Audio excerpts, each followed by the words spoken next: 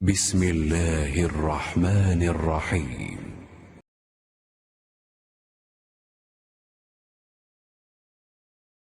حضرت انس سے روایت ہے کہ نبی کریم صلی اللہ علیہ وسلم نے فرمایا کہ جب تم میں سے کوئی نماز میں ہوتا ہے تو وہ اپنے رب سے سرگوشی کرتا رہتا ہے، اس لیے اپنی داہنی جانب نہ تھوکنا چاہیے لیکن بائیں پاؤں کے نیچے تھوک سکتا ہے۔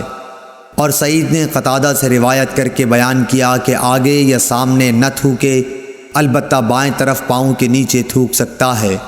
اور شعبہ نے کہا کہ اپنے سامنے اور دائیں جانب نہ تھوکے بلکہ بائیں طرف یا پاؤں کے نیچے تھوک سکتا ہے۔ اور حمید نے انس بن مالک سے، وہ نبی صلی اللہ علیہ وسلم سے روایت کرتے ہیں کہ قبلے کی طرف نہ تھوکے اور نہ دائیں طرف، البتہ بائیں طرف یا پاؤں کے نیچے تھوک سکتا ہے۔ صحیح بخاری حدیث نمبر 531۔ انس بن مالک رضی اللہ تعالی عنہ نبی کریم صلی اللہ علیہ وسلم سے روایت کرتے تھے، کیا حضور صلی اللہ علیہ وسلم نے فرمایا کہ سجدہ کرنے میں اعتدال رکھو، سیدھی طرح پر کرو، اور کوئی شخص تم میں سے اپنے بازوؤں کو کتے کی طرح نہ پھیلائے۔ جب کسی کو تھوکنا ہی ہو تو سامنے یا داہنی طرف نہ تھوکے، کیونکہ وہ نماز میں اپنے رب سے پوشیدہ باتیں کرتا رہتا ہے۔ صحیح بخاری حدیث نمبر 532۔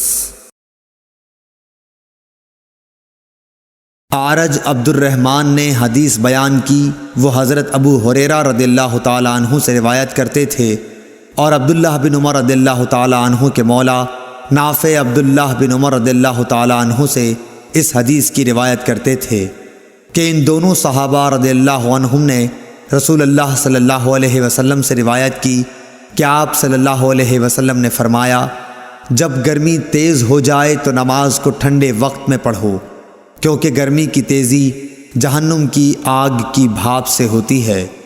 صحیح بخاری حدیث نمبر 533۔ اعرج عبد الرحمن نے حدیث بیان کی، وہ حضرت ابو ہریرہ رضی اللہ تعالی عنہ سے روایت کرتے تھے، اور عبداللہ بن عمر رضی اللہ تعالی عنہ کے مولا نافع عبداللہ بن عمر رضی اللہ تعالی عنہ سے اس حدیث کی روایت کرتے تھے کہ ان دونوں صحابہ رضی اللہ عنہم نے رسول اللہ صلی اللہ علیہ وسلم سے روایت کی کہ آپ صلی اللہ علیہ وسلم نے فرمایا، جب گرمی تیز ہو جائے تو نماز کو ٹھنڈے وقت میں پڑھو، کیونکہ گرمی کی تیزی جہنم کی آگ کی بھاپ سے ہوتی ہے۔ صحیح بخاری حدیث نمبر 534۔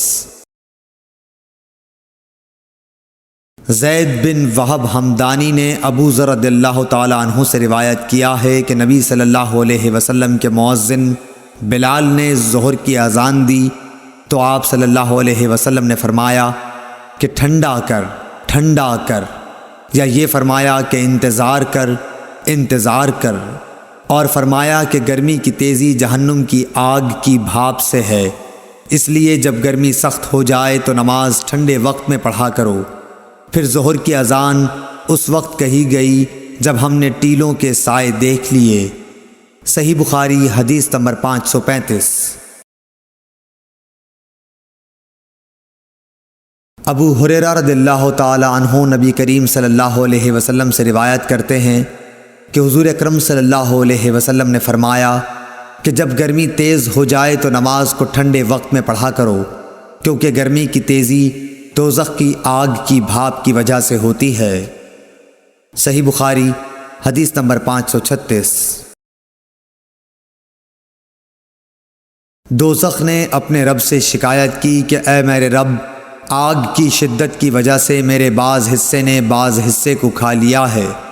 اس پر اللہ نے اسے 2 سانس لینے کی اجازت دی، ایک سانس جاڑے میں اور ایک سانس گرمی میں۔ اب انتہائی سخت گرمی اور سخت سردی جو تم لوگ محسوس کرتے ہو وہ اسی سے پیدا ہوتی ہے۔ صحیح بخاری حدیث نمبر 537۔ ابو صالح ذکوان نے ابو سعید خدری رضی اللہ تعالی عنہ کے واسطے سے بیان کیا کہ نبی صلی اللہ علیہ وسلم نے فرمایا کہ گرمی کے موسم میں ظہر کو ٹھنڈے وقت میں پڑھا کرو، کیونکہ گرمی کی شدت جہنم کی بھاپ سے پیدا ہوتی ہے۔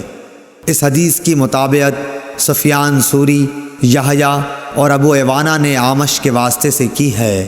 صحیح بخاری حدیث نمبر 538۔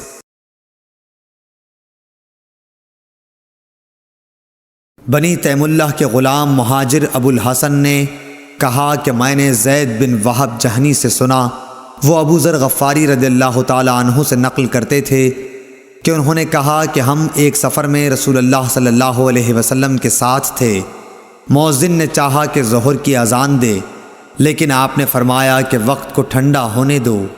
مؤذن نے تھوڑی دیر بعد پھر چاہا کہ اذان دے، لیکن آپ نے فرمایا کہ ٹھنڈا ہونے دو۔ جب ہم نے ٹیلے کا سایہ ڈھلا ہوا دیکھ لیا تب اذان کہی گئی۔ پھر نبی صلی اللہ علیہ وسلم نے فرمایا کہ گرمی کی تیزی جہنم کی بھاپ کی تیزی سے ہے، اس لیے جب گرمی سخت ہو جایا کرے تو ظہر کی نماز ٹھنڈے وقت میں پڑھا کرو۔ ابن عباس رضی اللہ تعالی عنہ نے فرمایا یطفیو کا لفظ جو سورہ نحل میں ہے کہ معنی یتمیل۔ ابن عباس رضی اللہ تعالی عنہ نے فرمایا یطفیو کا لفظ جو سورہ نحل میں ہے کہ معنی تتمیل، جھکنا، مائل ہونا ہے۔ صحیح بخاری حدیث نمبر 539۔ انس بن مالک رضی اللہ تعالی عنہ نے خبر دی کہ جب سورج ڈھلا تو نبی صلی اللہ علیہ وسلم حجرے سے باہر تشریف لائے اور ظہر کی نماز پڑھائی، پھر منبر پر تشریف لائے اور قیامت کا ذکر فرمایا، اور آپ نے فرمایا کہ قیامت میں بڑے عظیم امور پیش آئیں گے۔ پھر آپ نے فرمایا کہ اگر کسی کو کچھ پوچھنا ہو تو پوچھ لے، کیونکہ جب تک میں اس جگہ پر ہوں تم مجھ سے جو بھی پوچھو گے میں اس کا جواب ضرور دوں گا۔ لوگ بہت زیادہ رونے لگے۔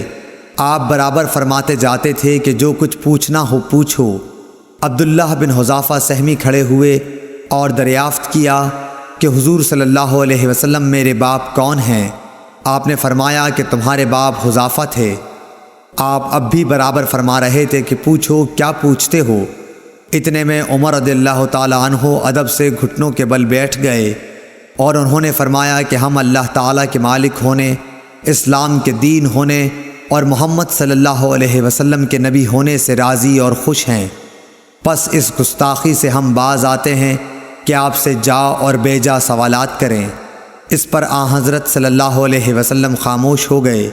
پھر آپ نے فرمایا کہ ابھی ابھی میرے سامنے جنت اور جہنم اس دیوار کے کونے میں پیش کی گئی تھی، پس میں نے نہ ایسی کوئی عمدہ چیز دیکھی جیسی جنت تھی اور نہ کوئی ایسی بری چیز دیکھی جیسی دوزخ تھی۔ صحیح بخاری حدیث نمبر 540۔